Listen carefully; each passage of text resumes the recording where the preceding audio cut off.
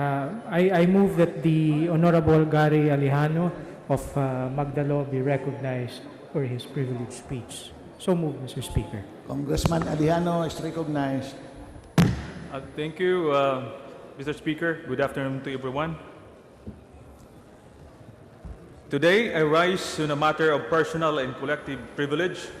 On behalf of the Magdalo para sa Pilipino Party List, I would like to extend my profound sympathy and heartfelt condolences to the victims of the horrific terror attacks in Paris, which claimed many lives and injured even more innocent people. We strongly condemn the perpetration of blind violence through this series of cowardly and senseless terror acts. We also send our prayers and sympathy for the speedy recovery, comfort, and courage of all those affected by this tragedy. During this painful time of grief and outrage, we wish to convey our solemn solidarity to the French people who taught the world core democratic values of liberty, equality, and fraternity. As the world bleeds in sorrow for the evil and hurt done to the people of France, let us pay respect to all the victims by offering a moment of silence.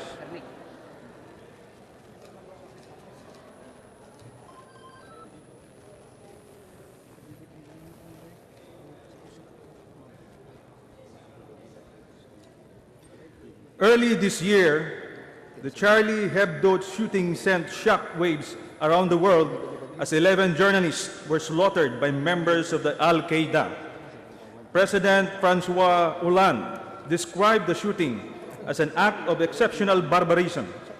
However, the terror did not stop at Charlie Hebdo. 10 months later, the Paris terror attack came to be the bloodiest carnage on French soils since World War II. As the worst terror act in French history, the Paris atrocities are unprecedented not only in the scale, but also in monstrosity. As President Obama said, the attack against Paris is an attack against all humanity. It is an insult to the ideals of democracy that we have long cherished and defended. As we stand in unity with the wounded France, let us be reminded that terrorism has no place in modern society. As one of the most potent challenges the world has ever confronted, terrorism knows no boundaries and respects no rule of law. As globalization intensifies international terrorism, no country is beyond the reach of terror organizations. The Paris attacks serve as the ultimate wake-up call for each and every nation to start taking security issues seriously. The attacks revealed a bitter yet inevitable truth. Even the world's strongest and richest countries are not immune to deadly acts of terror. There is no denying that terrorists have actually succeeded in infiltrating the centers of the world's greatest nations, such as New York and Paris. The Paris massacre leaves us with a question we are all too scared to ask, a question that leaves a pang of bitterness in our throats, a question we choose to ignore simply because we already know the answer. Is the Philippines ready for a Paris-like attack? We all know the answer is a resounding no. You can only imagine how Manila would look like if it becomes the subject of a terror attack. There is no denying that terrorism is lurking in the shadows, spreading like a wildfire. Terror threats can be found everywhere. No place is safe enough. Concert halls, restaurants, street cafes, hospitals, schools, or even mass transports were not spared. The group claiming responsibility for the coordinated terror attacks in Paris is the Islamic State of Iraq in Syria, or ISIS. One of the world's most powerful terror organizations, ISIS declared its intention of establishing an Islamic caliphate.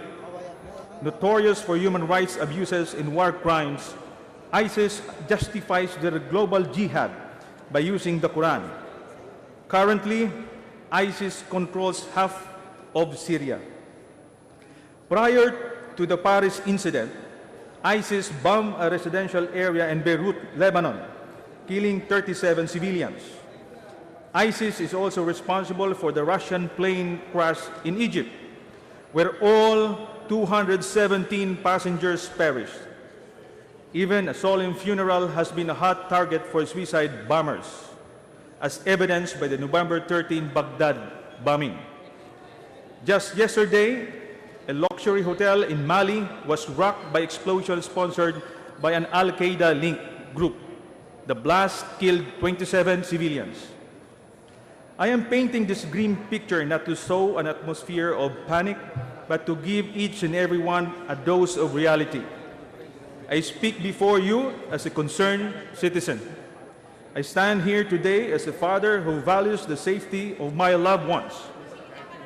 I am sure that everyone in this hall knows exactly how I am feeling.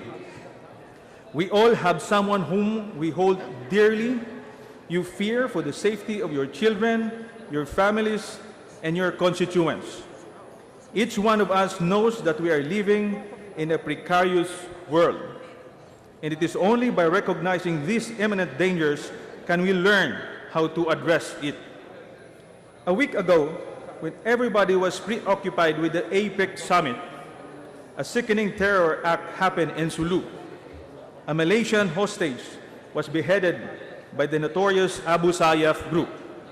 Mr. Bernard Ten, an engineer by profession, was the first Malaysian hostage beheaded by the armed group. He was abducted 6 months ago while having dinner at a popular Chinese restaurant in Sabah. After an alleged failure in ransom negotiations, Mr. Ten was executed. Reports state that Mr. Ten's severed head was placed in a sack and was thrown in front of the municipal council building of Holo, where it was found by a street sweeper. The Abu Sayyaf even prides itself by announcing its plans to release the video recording of their gruesome act. Last Wednesday, a passenger van from Pikit, North Cotabato, was bombed in Davao City. No casualty has been recorded, but 2 passengers were injured. Abductions, bombings, and brutal murders by armed groups have become a daily occurrence, especially in Mindanao. Heinous crimes happen frequently, and people have gotten used to it. Violence has become structured and normalized to the point that it became part of everyday lives. Kidnap for ransom has been a lucrative business for these terror groups, notably the Abu Sayyaf. They do not only demand from the government, but they also coerce private individuals into paying them hefty sums of money. While people tremble in fear and uncertainty, the government has not done enough to put an end to these barbaric acts. And who will forget the series of bombings that rocked the country over the past decades? In 2000, a train cab at the Blumentritt station of LRT was jolted by a massive explosions. The LRT bombing, coinciding with the commemoration of the Rizal Day, was only one of the 5 attacks that were perpetrated by the elements of the Jemaah Islamiyah. 11 civilians were killed while many were injured. In 2005, Valentine's Day bombing was marked by a trio of bomb attacks all over the country, with the Abu Sayyaf group claiming that it was their Valentine gift to then President Gloria Macapagal Arroyo. 8 civilians were slain. Even the hallowed halls of the Philippine Congress were not spared from these despicable acts. The 2007 Batasan bombing, which killed Representative Wahab Akbar and 2 Congress staffs, just shows that terrorism is an evil that knows no boundaries. The Philippines, aside from being home to Asia's longest-running communist insurgency, is also a hotspot for violent extremism. Making matters worse, is our territorial row with China. The recent spate of terror attacks in every corner of the world prompts us to re-examine our vision and strategies. Given the plethora of internal and external security issues hounding the Philippines, we are required to put national defense and security at the top of our priorities. As the threat of terror increases, so does the need for a stronger security response. I am reiterating the need for the immediate formulation of a clear national security strategy that will guide the Filipino nation towards advancing and protecting our national interest. I would also like to take this opportunity to urge my colleagues to look into the implementation of Republic Act 9372, otherwise known as an act to secure the state and protect our people from terrorism. It is also known as the Human Security Act, Republic Act 9372, which was signed into law on March 6, 2007, makes terrorism as a crime against the Filipino people, against humanity, and against the law of nations. 8 years after its implementation, the Human Security Act remains toothless in combating terrorism. The Human Security Act has proven itself to be useless in prosecuting terrorists. Since its implementation in 2007, the Human Security Act has only secured 3 convictions. Last July 2015, the Department of Justice convicted 3 members of the notorious Al-Kobar group for sowing terror and coercing the local government unit of Midsayap, Cotabato to give in to the unlawful demand of a monthly tax of 100,000 pesos. Compared to other anti-terror laws, the Human Security Act appears to be the softest and the least stringent of all. To illustrate, the period of detention following arrest for custodial investigation reveals how weak Human Security Act really is. For one, Malaysia allows its authorities to detain a suspected terrorist up to 60 days. Indonesian state agents can detain suspected terrorists up to 6 months. On the other hand, the Philippines only allows a maximum of 3 days. That period is not even enough to lodge an official case against a suspected terrorist.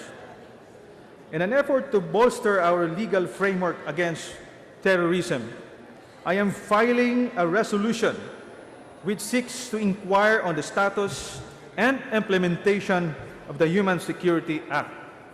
I am also urging this Congress to revitalize the Joint Oversight Committee on Human Security Act, responsible for overseeing the law's effective implementation. In closing, I wish to urge my fellow legislators, many of whom will be campaigning for re-election, to advocate for the strengthening of our national security. Time is of the essence. Uprooting the tree of terrorism requires us to remove its roots, which have grown exponentially over the years. Now more than ever, we need to take urgent action by weeding out pressing security threats. We have to sow seeds of vigilance and awareness among our countrymen, for it is only then can we harvest peace. Thank you, Mr. Speaker, and good afternoon.